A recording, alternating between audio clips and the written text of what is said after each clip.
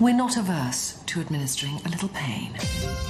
In the early 2000s, Trinny and Susanna were the brutally honest stars of what not to wear. She's like a boy from her waist down and Dolly Parton from the waist up. It was the show that launched 1,000 other makeover shows, and the posh pair went on to conquer America. That's what I'm wearing now. Oh. I've got my Spanx on. Show them, Susanna. Okay, go on.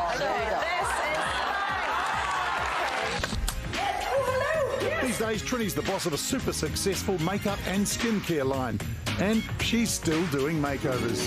Skylar, darling, come on out.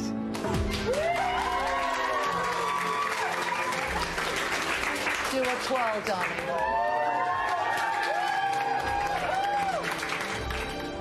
Her new book sews together a lifetime of style tips, like how to figure out whether your colour palette is cool, neutral or warm.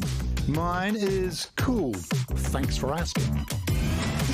Fashionista and author of Fearless, Trinny Woodall, joins us now from Melbourne. Trinny, you seem like a pretty strong person, but you write in the book that fear held you back a lot when you were younger. Can you tell us a bit about that?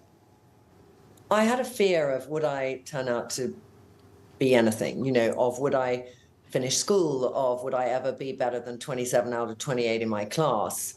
I had very much a sense of academic lack of achievement when I was younger, and that made me think, what could my future be? So I did go through that challenge. And also, I think in my 20s, it was just a time I didn't love. I was comparing endlessly how I felt inside with the exterior of other people. And you kind of always are going to come out under when you do that. And that can make you feel fearful of things and compare yourself to other people. So it was those kind of emotional challenges that I had. Now, Trinny, you're a very, very successful entrepreneur these days, but take us back to your first foray into business, which I believe was selling hair bows, like the ones Sarah Ferguson wore. Yeah, when I was about 16 and I was doing A-levels, and I saw all these craze for these bows. So I went to Portobello Market in London and I got these little jewelled brooches for like 50p, and then I got velvet hair bows made, and I did it with a friend of mine, and then we sold them in a shop or two, and then we sold them to Harvey Nichols, and then I even came to New York and tried to sell them. And I loved it. It was exciting, and much more exciting than schoolwork. I did it in my holidays.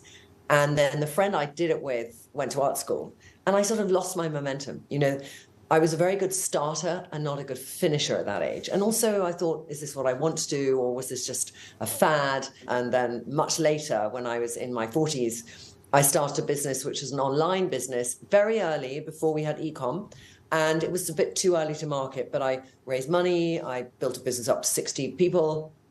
I hired in really senior people to help me because I didn't feel the confidence in my abilities in a tech aspect or marketing aspect, etc. So I learned a lot from that in then how I started Trinny London and what not to do. Now, you talk a lot in your book about choosing the right colours. I am told by the internet that 2024 is going to be a big orange year. How do I figure out whether I can pull that off?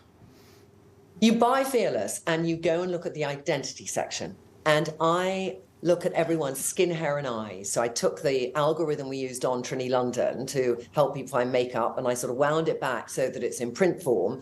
And you go through and you say, okay, my hair color is this, my eye color is that, my skin tone is this, and it gives you a grading. And then you work out if you're cool, neutral, neutral, neutral, warm, or warm.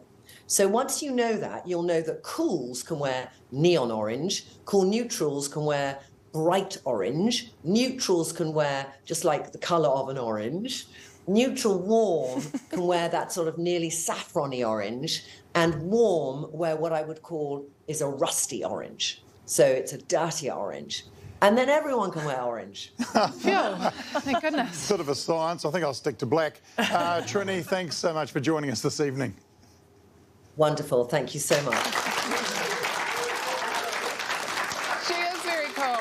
I used to watch her too, and I know you're a big fan, but there is a part of me that's like, no, can we please not do all this early 2000s nonsense again? Like who can wear what? Who can wear what? Like when I was like 15, I had an after-school job. I'd saved up money. I bought myself a brand new camel-coloured coat, and I was feeling fresh to death. And I walked into my drama class, and the teacher was like, Oh, no, you're an autumn cool neutral. Oh, or whatever that is. You shouldn't have got that. And that stuck with me for so long. No. Wear whatever you want. Who cares? Yeah, totally. It's interesting because I've followed Trinny on social media for years and years. I've even bought some of her makeup, which was great.